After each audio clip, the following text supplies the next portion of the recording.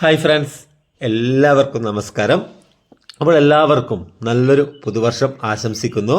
അപ്പോൾ നമ്മളിന്ന് സാധാരണ നമ്മൾ ചെയ്യുന്ന വീഡിയോയിൽ നിന്ന് വ്യത്യസ്തമായി നമുക്കിന്നൊരു ഗിഫ്റ്റ് കിട്ടിയിട്ടുണ്ട്.